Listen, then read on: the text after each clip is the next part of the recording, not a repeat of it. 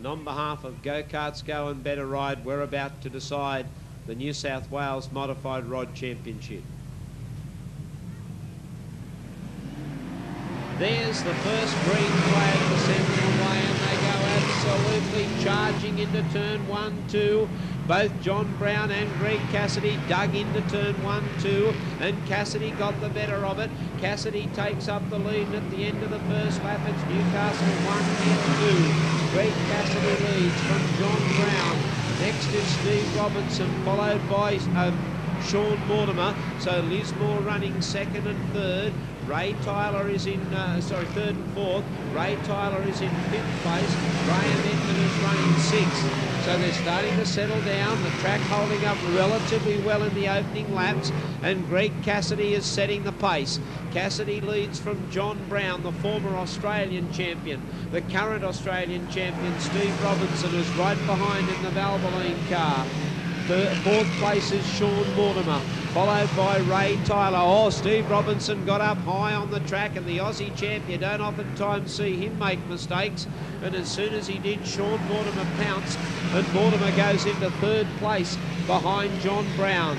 The two Newcastle cars, Greg Cassidy and John Brown. Oh, Sean Mortimer tried to dive up on the inside of John Brown, had to back away, and as soon as he backed away, Steve Robinson went charging up on the inside and grabbed third place back again.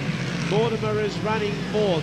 Tyler is fifth. Graham Edmund is sixth. Barry Bundy is seventh, and then the Queenslander Ray Claridge is eighth, and we've got trouble down in turn 1, 2. Where Mark Owen in car 69, one of the repecharge qualifiers, has not been able to keep up the pace, has spun out in the middle of turn 1, 2.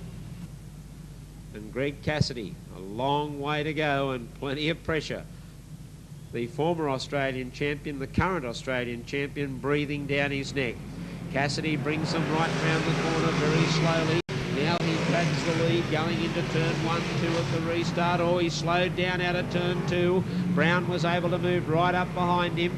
Robinson is third. Mortimer is fourth. Tyler is fifth. And Edmund trying to come through on the inside in sixth place. And Hearn, the Lismore driver, has moved up into seventh place from position 14 at the start of the race after 6 laps of the New South Wales Championship. And wow, what a performance he's turning in. 18 laps to go. Greg Cassidy, the race leader. Cassidy, the race leader. There's the Aussie champ Robinson coming hard to terms with that turn 1, 2. It's starting to chop up a little bit. Oh, there's John Brown starting to blow a little bit of smoke too out of the back of the car. That's not a good sign for Brownie. Oh, into the turn he goes, and you can see that big puff of smoke starts to come out only whenever he throws it into the corners. Oh, there's the 82 of Mortimer saying, get out of the road, Robbo, I'm coming through. And Steve Robinson's in trouble. He's out of the race. Well, the Aussie champ, that's thrown away any chance he had at grabbing the New South Wales title, and he will be absolutely disappointed.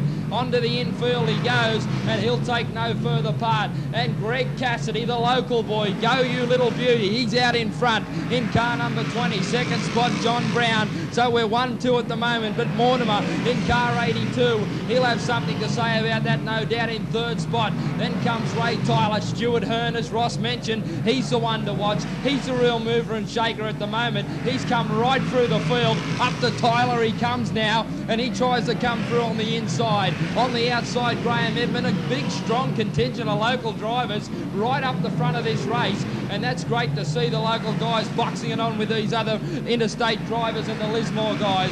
Second spot, John Brown. Then comes the 82 of Mortimer, followed by Tyler. Stuart Hearn moves up then behind them. Oh, Tyler climbed all over Mortimer. They came together, and they're locked together on the back straightaway. Ray Tyler and Sean Mortimer, they just locked coming down back straight away, and both got through onto the infield, and it's brought the red light on. How would you like to be the official to sort this out? Who was the cause of the problem? Was it Mortimer? Was it Tyler? But I tell you what, we did learn one thing from it. Make one little mistake at this class, and did you see Hearn? Greg Cassidy slowing them right up. There's the restart. Cassidy, Brown and Hearn. movement from the back of the pack. Ray Claridge up on the outside goes Dave Hopping. Claridge, the Queenslander, looking to go up on the outside to keep clear of the inside of the track where he thought there might have been a bit of a problem. But Greg Cassidy completes another lap, leading out from John Brown. Then comes Stewie Hearn. Next is Graham Edmund. And I'd say they're the only 4 cars with any sort of a chance of actually winning this race. And Greg Cassidy back in the lead and starting to move away a little bit from John Brown. Hearn, he's all bouncing his way through turn 1, 2. He's trying a little too hard and getting himself in the wrong part of the racetrack. Certainly looks like he's got the power, but can he find the line to get past John Brown? He's climbing all over the back of Brown, throwing it into turn 1, 2. Dives up on the inside. No, there wasn't room for him to come through. And now we're up to the lap traffic.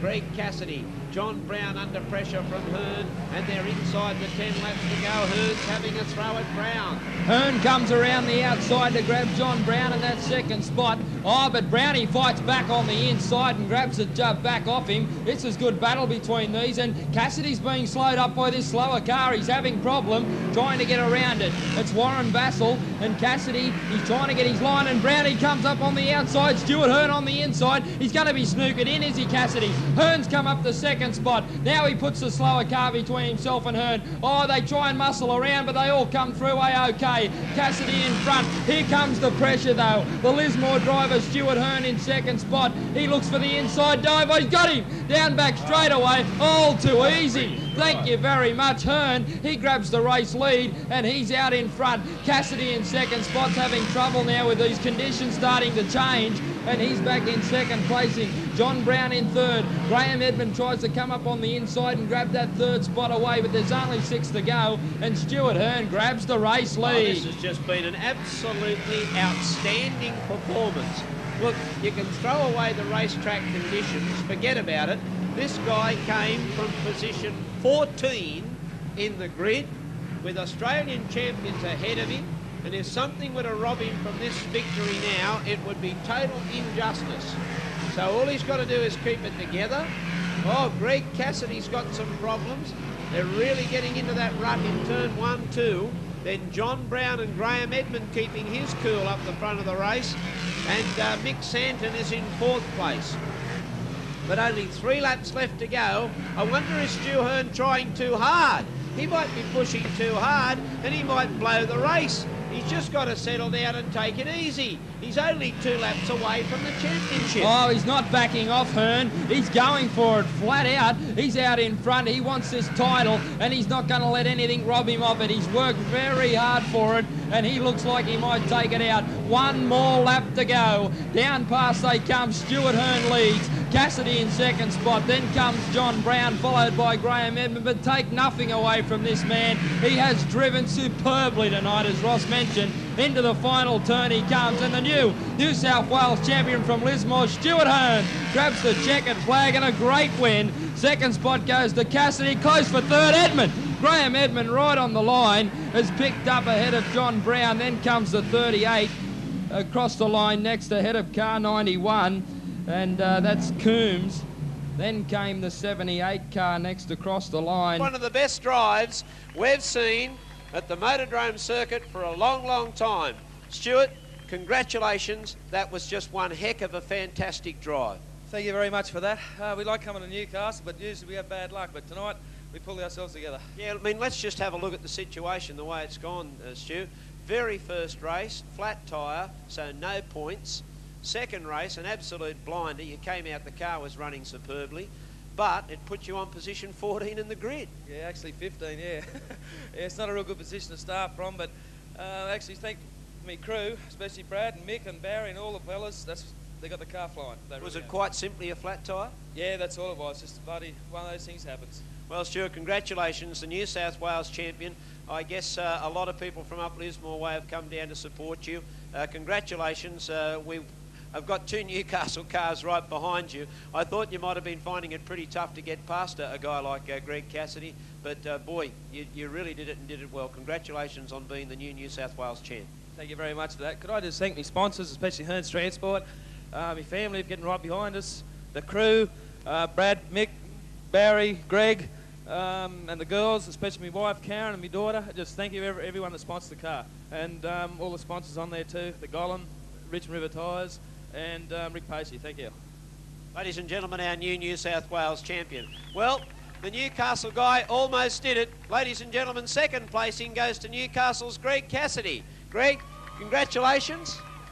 For one heck of a moment, we thought you were going to ring up number one there, mate, after trying so many times here at the Motordrome.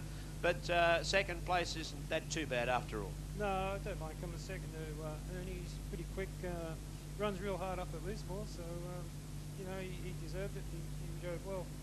I'd just like to thank Brankston Engineering and Squirting the Dirt and Mountain Head Service and John Drennan, because without those guys I wouldn't be here. Conditions were pretty tough, I guess, Greg, and it looked as if you might have been staying to move away from the pack until this guy came from nowhere. Yeah, I didn't know how far in front I was at the first there. I thought I'd just try and hold this tidy line, but I got a bit untidy there and he got under me, so yeah, that's racing. Congratulations on second spot. Thank you, Ross.